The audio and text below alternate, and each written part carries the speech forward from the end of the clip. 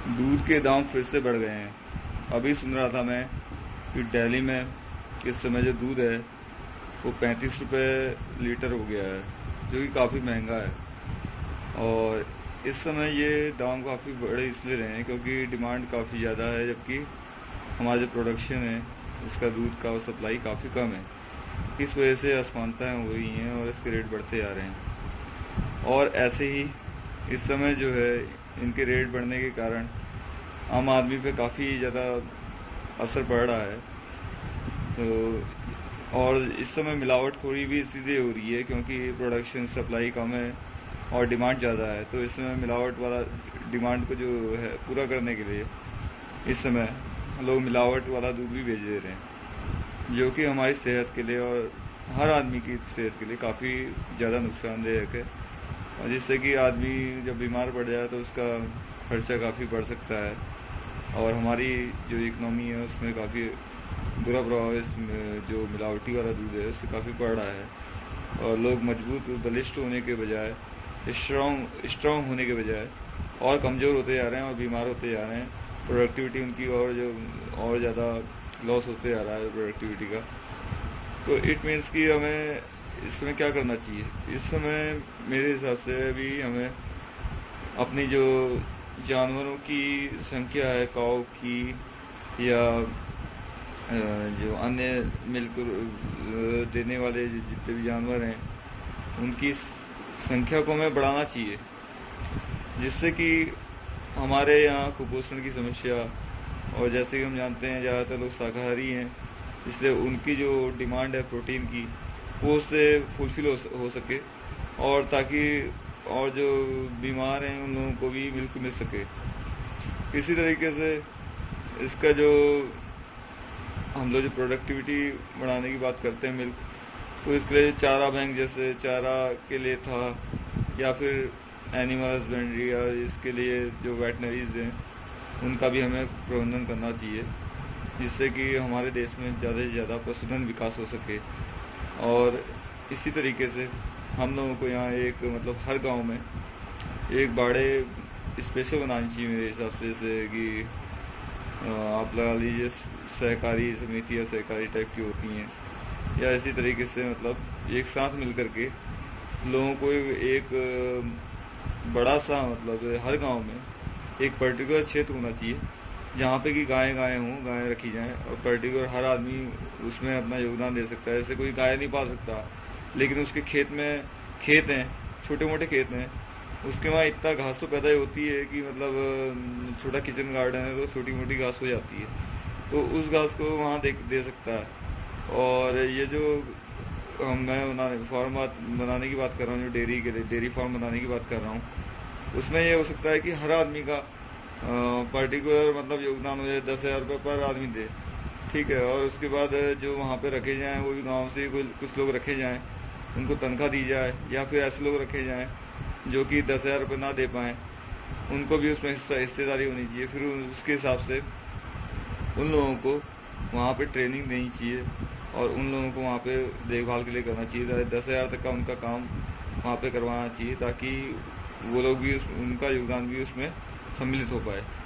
और इसके बाद हम लोगों को जो है हर जिसके वहाँ भी खेत हैं उसके वहाँ से जो भी खेत है उसके हिसाब से उससे चारे के प्रबंधन के लिए उसके पास लेना चाहिए, या फिर इस हिसाब से हमें करना चाहिए जो भी वेस्टेज हैं जितने भी जैसे सब्जियां कुछ बच जाती हैं, छिलके वाली सब्जियां, जैसे कि हम मटर लेते हैं, मटर छीलते हैं तो उसके छिक्कर बच जाते हैं तो उसे, या फिर ऐसे ही तरबूज खाते हैं तो तरबूज के भी छिकले बच जाते हैं, तो उनको भी इस टाइप की चीज़ जो भी है, जैसे मूली के पत्ते हैं, मूली के पत्ते भी काफ़ी मतलब शायद गाय वाय खा लेती हैं, तो उनको मेरे कहने का सेंस ये है कि कोई भी चीज़ हमारी बर्बाद ना जाए, वो कंज्यूम हो जाए हमारे जो सहकारी हमने बड़ा बनाया है उसमें, तो उन चीज़ों को हम अलग से संभाल के रखें, बिल्कुल सेपरेट करके, बिल्कुल स्वच्छ तरीके से, जिनको भी बाद में कलेक्ट करके उस फार्म में पहुंचा दिया जाए और उस फार्म में जो है हमें वहाँ पे उसके लिए करना चाहिए कि वो गाय भैंस आके खा सकें।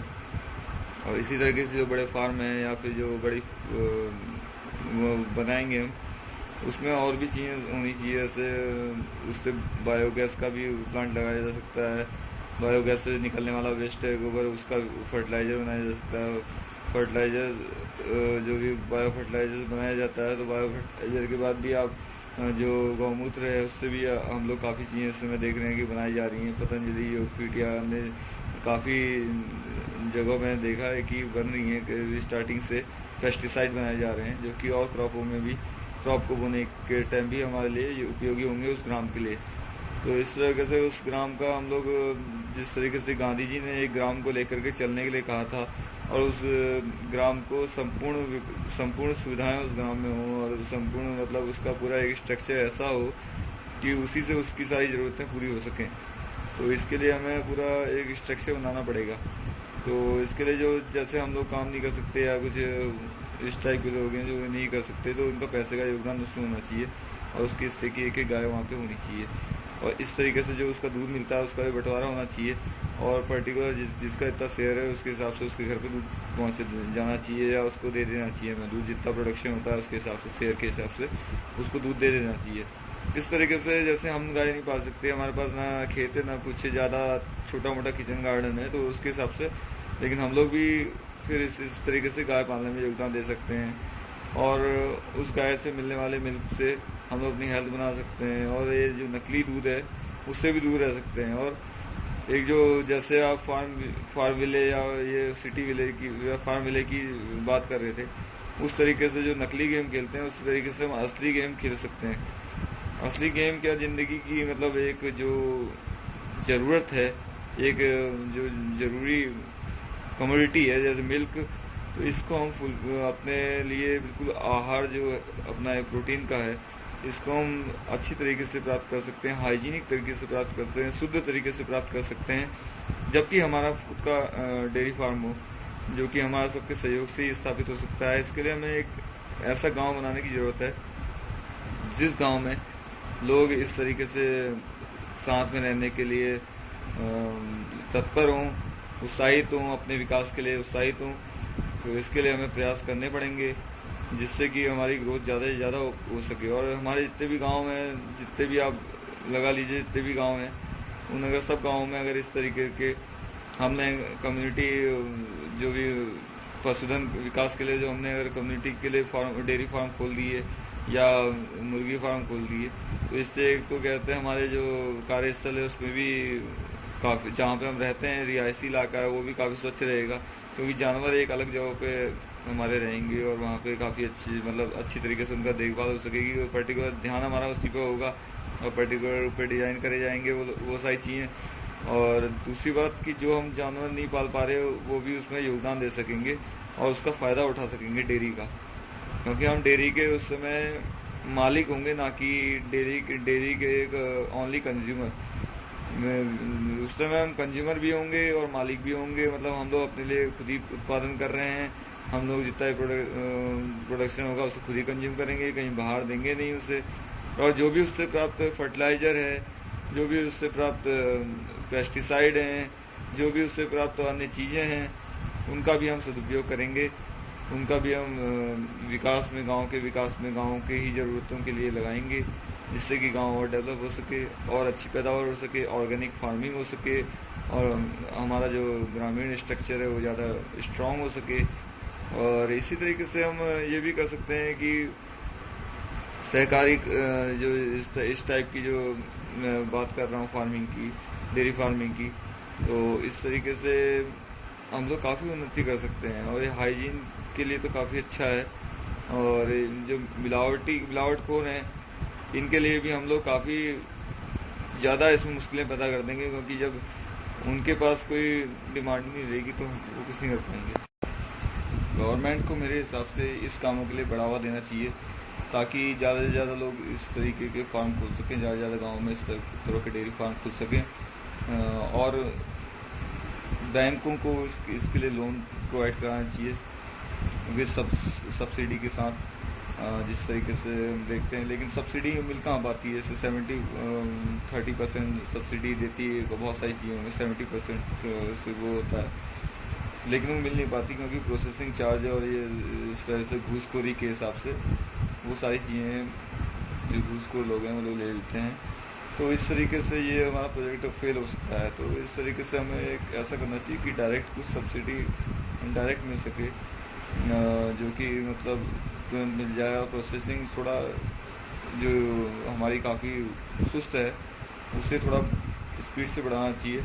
और ऐसा करना चाहिए कि इस तरीके करना चाहिए कि उसमें मैन जो इंटरफेयर है वो थोड़ा कम हो सके। सब्सिडी इस तरीके से होनी चाहिए कि आदमी मतलब जो है उसमें कॉपरेट कर सके। वैसे इसमें सब्सिडी की मेरे ख्याल से आवश्यकता नहीं है। ज़्यादा से ज़्यादा इंफ्रास्ट्रक्चर की बात है तो इंफ्रास्ट्रक्चर पे गवर्नमेंट खुद कर सकती है कि खुद अपना इंफ्रास्ट्रक्चर तैयार करके वहाँ पे गाँव वालों को दे दे। लेकिन उसके लिए भी ईमानदार लोग चाहिए, क्योंकि पैसा तो गवर्नमेंट लगा देती है लेकिन उतना काम वहाँ पे हो नहीं पाता है। तो इसके लिए हम लोगों को बिल्कुल जुझारू लोगों की और जो सोशल ऑडिटर हैं उनकी आवश्यकता पड़ेगी, जो एनजीओ और इस टाइप की चीज़ करते हैं उनकी आवश्यकता पड़ेगी, जिससे कि ये लोग अच्छी तरीके से काम कर सकें।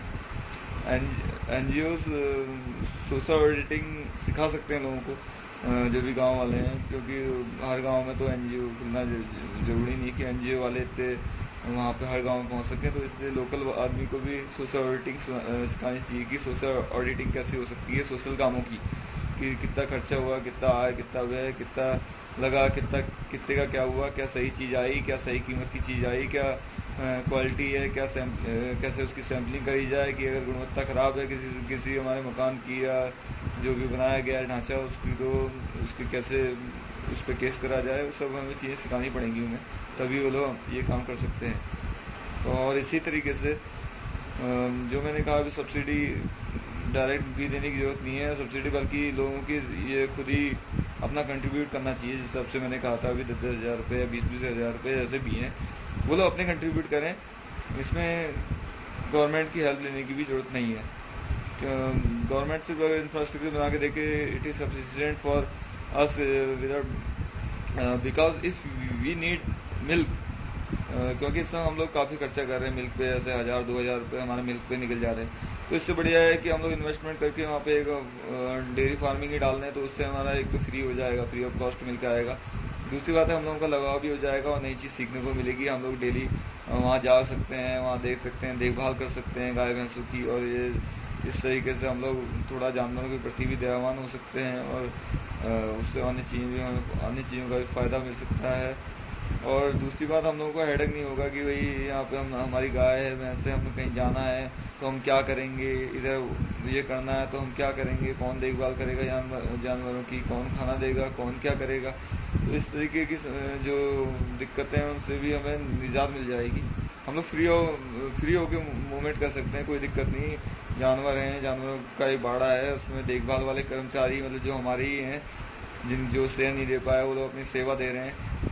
तो जैसे गरीब लोग हैं उनको भी काम मिल गया इसमें, इस तरीके से हम कह सकते हैं उन लोगों को भी काम मिल गया, उनको भी मिल्क मिल जाएगा, उनको घर की और चीज़ों को खरीदने के लिए पैसे मिल जाएंगे। तो इस तरीके से मतलब पार्टिसिपेशन जो है हर आदमी का चाहिए, तब जाके फार्मिंग खुल पाएगी। और फार्मिंग अगर एक बार खुल गई तो मुझे लगता है कि ये एक आदर्श स्थिति होगी हमारे देश के लिए, और हम लोग काफ़ी अच्छा खासा मतलब आगे बढ़ सकते हैं। जो है एक कम्युनिटी जो बनाने की बात करी मैंने, कम्युनिटी, उसके लिए हम लोग काफ़ी आगे बढ़ सकते हैं। और जो वर्चुअलिटी है जो मैंने बात करी थी पहले, शेख चिल्ली की सपनों की तरह, जैसे शेख चिल्ली सपने एक था वैसे बनाएंगे। फार्मूले में काम कर रहे हैं, ये कर रहे हैं, गाय भैंसे पाल रहे हैं, गधे पाल रहे हैं, घोड़े पाल रहे हैं, वो सब चीज़ें जब ओरिजिनल में होनी चाहिए तभी बढ़िया है। ये नकली शेख चिल्ली के सपने देखना, ये कोई जैसे कि हम कहते हैं कि क्या कहते हैं लॉ ऑफ अट्रैक्शन की सोचो और हो जाएगा, वो सब चीज़ें कहीं नहीं होती हैं। ये सभी लोग सोचते हैं, कौन अपना बुरा सोचता है, हर आदमी आगे बढ़ने की सोचता है। कोई आदमी मैंने आज तक नहीं देखा जो अपने आप को प्रधानमंत्री कुर्सी पर ना देखता हो, हर आदमी देखता है अपने आप को। लेकिन लॉ ऑफ अट्रैक्शन कहीं ऐसा काम नहीं कर रहा।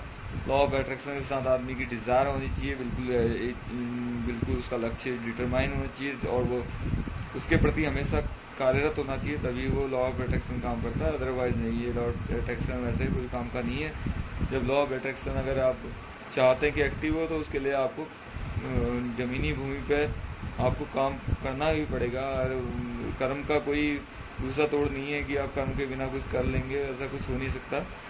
करना तो पड़ेगा ही काम, खाली देखने से, सपने देखने से और ये लॉ ऑफ अट्रैक्शन की बातें करने से और ये क्या कहते हैं बड़ी सोच का बड़ा जादू ऐसे वाक्य रटने से या ऐसी किताबें पढ़ने से कुछ नहीं होने का। बड़ी किसी की किताब हो कोई पढ़ने से कोई फायदा नहीं होने वाला, क्योंकि सिर्फ देख करके सिर्फ पढ़ करके आप कुछ भी हासिल नहीं कर सकते। सिर्फ शेख चिल्ली बन सकते हैं, शेख चिल्ली को कुछ हासिल नहीं हो सकता।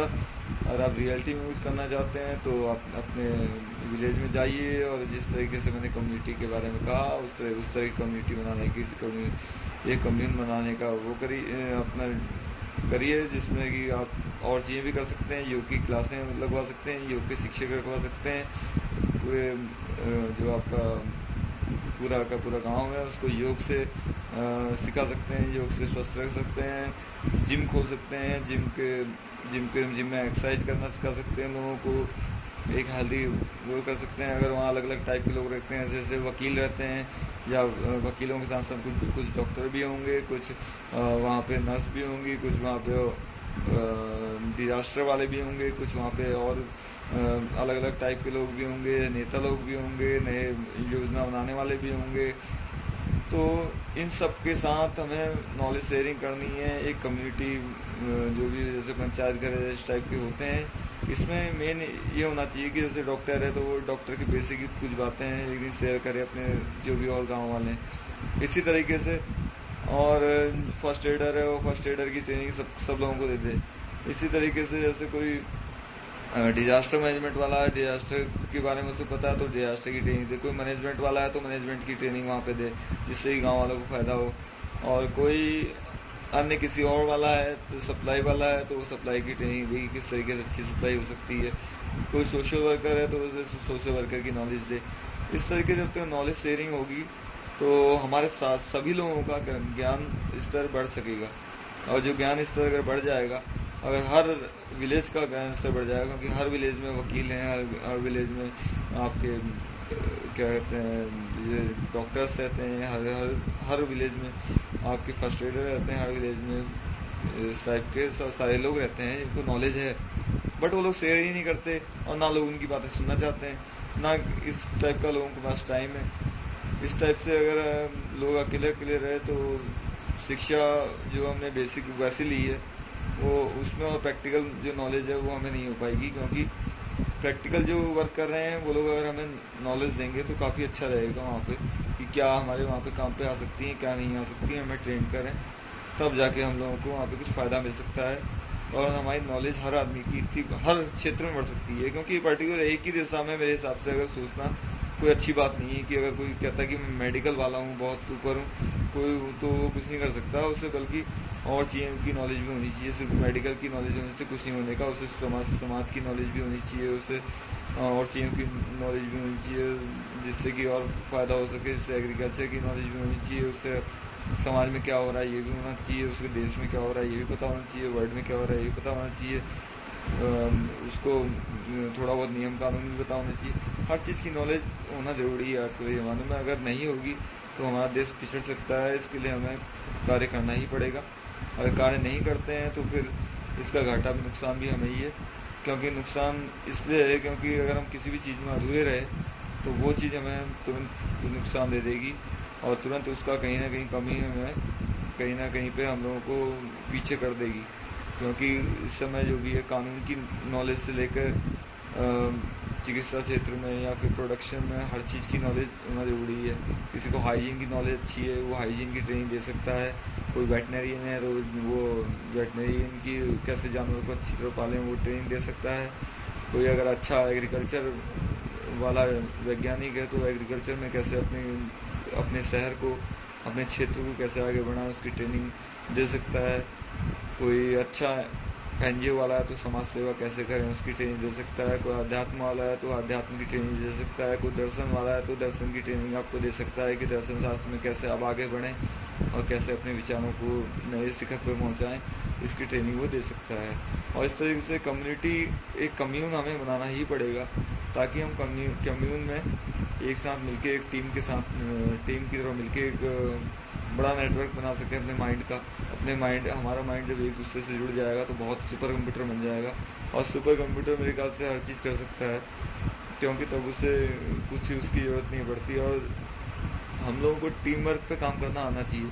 टीम वर्क में कम्युन में जो है टीम वर्क की ट्रेनिंग होनी चाहिए। टीम वर्क कैसे काम करेगा, हमारा टीम वर्क कैसे काम करेगा, इस तरीके से हम लोग और चीजें भी दे सकते हैं। टीम वर्क के अलावा हम लोग अन्य काम भी कर सकते हैं कि जैसे कम्युन में खाना बनाने का कैसा होगा, आगे की बातें हैं कि भाई खाना भी सामूहिक बन सकता है, या फिर अन्य चीजें हो सकती हैं कि जैसे क्रैंच है, या फिर मतलब इस तरीके की चीजें हैं जहाँ पे लोगों की देखभाल हो सकती है। ओल्ड एज होम तो बनने नहीं चाहिए, लेकिन फिर भी वहाँ पे जन मिलन के टाइप का होना चाहिए कि जिससे कि ओल्ड पर्सन भी एक दूसरे से मिल सके हैं।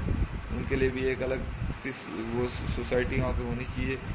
और कम्यून मेरे हिसाब से अच्छा है क्योंकि वो एक कल्चर को रिप्रेजेंट करेगा। कल्चर अगर अच्छा होगा, भारत का कल्चर जो अच्छा है वो अगर रिप्रेजेंट होगा ऐसे लोगों से तो काफ़ी बेहतर होगा। और भारत का कल्चर हमें आगे बढ़ाना है तो हमें कम्यून बनाने पड़ेंगे। हर विलेज को एक कम्युनिटी को डेवलप करना पड़ेगा जिससे ग्रोथ भी इक्वल हो सके। और इक्वलिटी के ऊपर भी ध्यान देना पड़ेगा। Equal growth and equal development के ऊपर भी ध्यान देना ही पड़ेगा, क्योंकि थोड़ा बहुत और इक्वल मीन्स ये नहीं कि जो काफ़ी मतलब जिनके पास संपत्ति है उनको नीचे इक्वल कर दिया जाए, उनकी संपत्ति बढ़ा दी जाए। नहीं, उनकी संपत्ति बढ़ दी जाए, नीचे वालों की संपत्ति भी इतनी कर दी जाए कि उन्हीं के बराबर हो जाए। मतलब जितनी सुविधाएं ऊपर वाला उठा रहा है उतनी सुविधाएं नीचे वाला भी उठा सके, ना कि ये कि ऊपर वाले को उठा के नीचे कर दो। ये बहुत गलत धारणा है। इस तरीके की जो आपकी इक्वालिटी है वो भी बेकार ही है, क्योंकि उससे तो हमारा जो है विकास का ह्रास ही हो रहा है। क्योंकि जो लोग शिखर पे पहुंच गए हैं विकास करके, उसको आप फिर नीचे लाने की कोशिश कर रहे हो तो गलत ही है।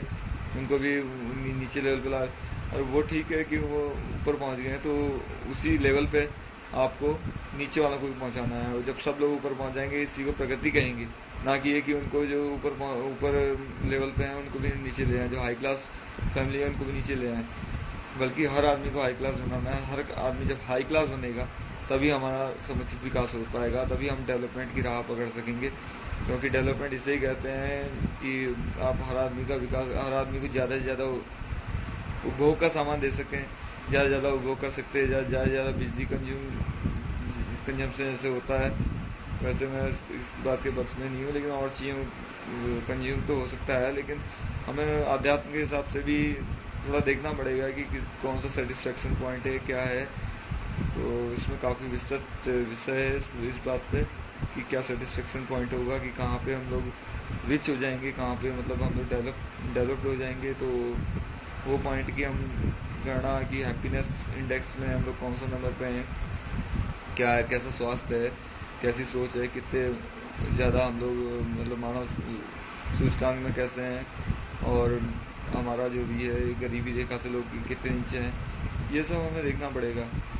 तो हम सबको रिच बनना है, सबके पास हर सुविधा होनी है, वो भी हम लोगों को without any disturbance in our environment में भी कोई नुकसान नहीं पहुंचना है।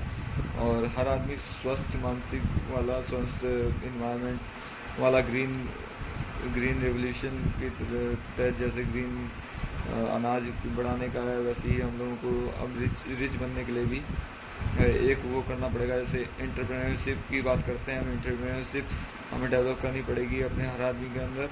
और हर आदमी अब, क्योंकि हम जानते हैं कि इंडस्ट्री में भी अब चेंजेस एक्सेप्टेबल हैं, चेंज के बिना इंडस्ट्री नहीं चल पाती। पहले चेंजेस को इंडस्ट्री के लिए बेकार समझा जाता था, लेकिन अब चेंजेस ही इंडस्ट्री की जान है, क्योंकि हर दिन हमें नए चेंजेस करके ही मार्केट पकड़नी पड़ रही है। और जो जितने ज़्यादा चेंजेस करेगा उतने ज़्यादा जल्दी मार्केट पकड़ेगा। इस तरीके से हम लोग चेंजेस के लिए भी तैयार रहना चाहिए कि नए नए चेंजेस हमें तुरंत करने चाहिए, नया प्रोडक्ट तुरंत बनाना चाहिए, नई प्रोडक्ट के लिए भी एक्सेप्टेबल होना चाहिए। रिसर्च में हमें बहुत पैसा खर्च करना चाहिए। इसी तरीके से जब हम करेंगे तभी कुछ हमारा डेवलपमेंट हो सकेगा और हमारा देश विकसित हो सकेगा। धन्यवाद।